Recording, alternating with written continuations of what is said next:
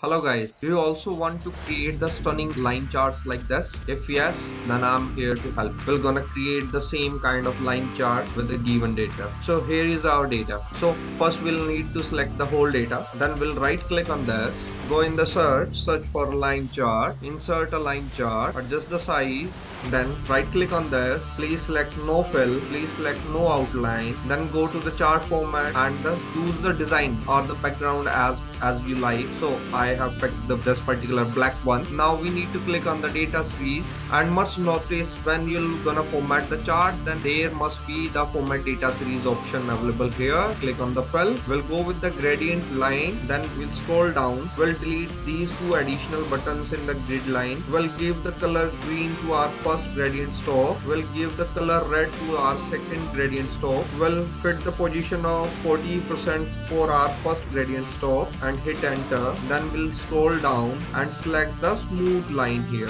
Smooth line is basically to shape your line in the smooth edges. So we click with the smooth line. Now we'll go with the markers. Marker option, none, no fill, no border. Here is our chart. Now you can see how it looks like. Where your sales goes high, it will show you the green color. Where your sales come down, it will show you the red color.